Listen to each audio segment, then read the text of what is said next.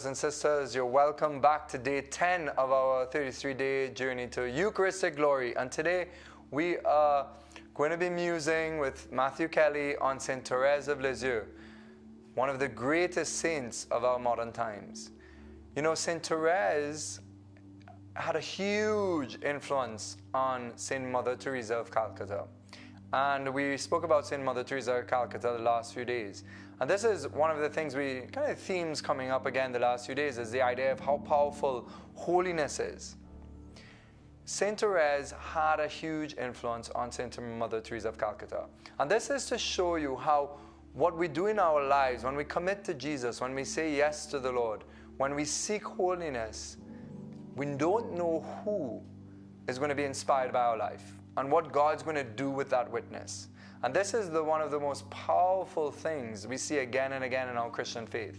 How our little yes sometimes could be a very small yes to God, could trickle into a huge river. I remember being in Ireland and going to see one of the sources of one of the rivers in Ireland in a place called Guggenbarra. And it started as a little stream. And that river grew and grew from that stream. Same thing in our spiritual lives. Our little yes, our little trickles of saying yes to God can really lead to a revolution. And then imagine thousands of us are on this spiritual journey for 33 days in this amazing initiative for the Archdiocese. And also I've been so encouraged to know how many people outside our beautiful lands, our beautiful Caribbean Sea, our green lands, how many people have joining us in their journeys. I know many people in Ireland, in the States, people in France are joining us on this journey, walking with our country in this 33-day journey. So holiness is deeply personal, but as I said yesterday as well, it is not only personal, it is historical, it is collective, and this is what Matthew points out. And this was one of the secrets to Mother Teresa of Calcutta's life, that she was inspired by the Holy Saint Therese of Lisieux. Now, Saint Therese of Lisieux has many things to say to us. But before we go into one or two things about her love for the Eucharist and how that was at the center of her life, I want to just point out two stories about how two people's yes, the yes of two women have blessed the whole world in incredible ways. First one is Andrea Bocelli. Many of you know Andrea Bocelli. He's a devout Catholic, but he's this famous opera singer whose voice has led people in so much delight, whose witness, his voice has led people to pray and to raise to God.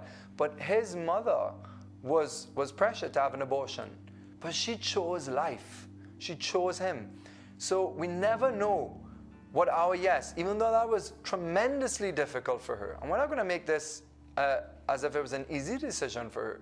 But she risked a lot to keep him, and so many have been blessed by his talents. You know, maybe how many people have been aborted that probably could have had the cure to cancer or to cure some disease, or would have been some great contribution to society. Another story is by two priests from Peru, Father Martin Scott and Father Philip Scott. Their mother was pressured to have an abortion, but she chose to keep her children.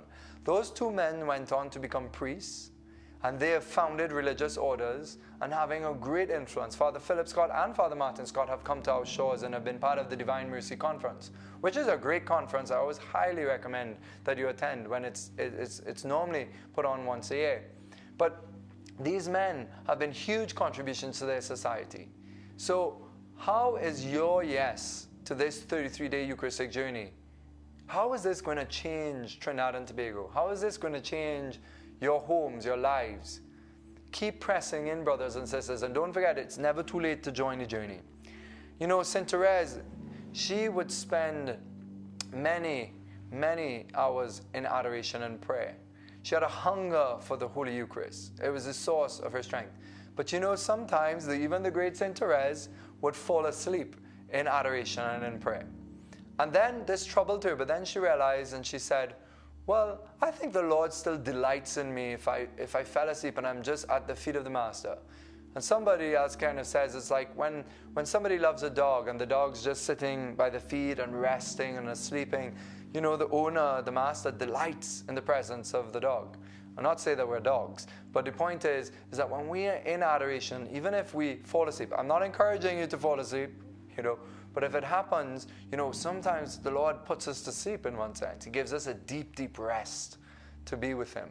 But we should always try and keep vigilant. And St. Therese always tried to keep vigilant, to be awake in her prayer.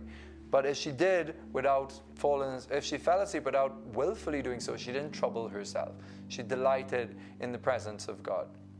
Now, she says, and Matthew Kelly quotes this quote, she says, "Do you realize Jesus in the tabernacle expressly there because he burns with the desire to come into your heart?" So the idea that Jesus is in the Eucharist because he desires to come into our heart. And these were the words that she said on about her first holy day of communion. She said that the most wonderful day of my life, that first kiss of Jesus in my heart, it was truly a kiss of love. I knew that I was loved and said, "I love you and I give myself to you forever." Brothers and sisters, keep joining the journey. Keep going to catholictt.org. Keep spreading the message. Keep inviting people to the journey. And when you go to Holy Communion and to receive the bread of life, remember that Jesus is giving you a kiss of his love. God bless you.